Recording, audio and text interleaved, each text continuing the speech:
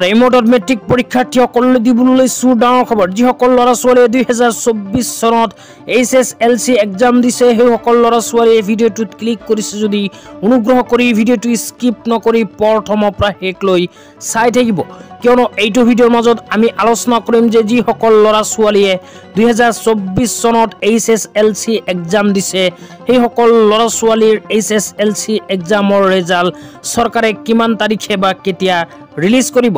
তো এই বিষয়ত যদি আপোনালোকে বিস্তাৰিত জানিব বিচাৰে অনুগ্ৰহ কৰি ভিডিঅ'টো স্কিপ নকৰি প্ৰথমৰ পৰা শেষলৈ চাব, আৰু মোৰ চেনেলত নতুন হলে প্লিজ চেনেলটো সাবস্ক্ৰাইব কৰি মোৰ লগত থাকিব। ভিডিঅ'টো ভাল লাগিলে অনুগ্ৰহ কৰি শ্বেয়াৰ কৰি দিব। তো আপোনালোকে যদি নিজৰ মোবাইল দি মেট্ৰিকৰ ৰেজাল্ট কেতিয়া দিব চাব বিচাৰে তেন্তে প্ৰথমে নিজৰ মোবাইলৰ ক্ৰোম ব্ৰাউজাৰটো ওপেন কৰি ল'ব। ক্ৰোম ব্ৰাউজাৰ ওপেন কৰি সাৰ্চ বাৰত লিখিব HSLC ৰেজাল্ট 2024 ডেট আসাম। তো জাস্ট এইখিনি লিখি পেলাই নিজৰ মোবাইলত সাৰ্চ কৰি দিব। সাৰ্চ কৰাৰ লগে লগে আপোনালোকৰ সন্মুখত এনেকুৱা ইন্টাৰফেস আহি যাব। ইয়াতে প্ৰথমে লিখা চাব পাৰিব নেম অফ দা বোৰ্ড। তো বোৰ্ডৰ ঠাইত লিখা চাব পাৰিব secondary education board of Assam. তাৰ পিছত লিখা চাব পাৰিব ক্লাছৰ ঠাইত আপোনালোকে লিখা চাব পাৰিব high school leaving certificate HSLC class 10।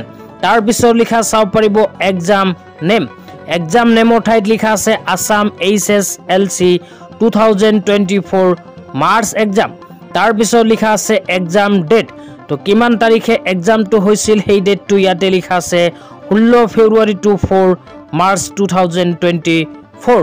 তাৰ পিছতে লিখা চাব পাৰিব ৰেজাল্ট ডেট।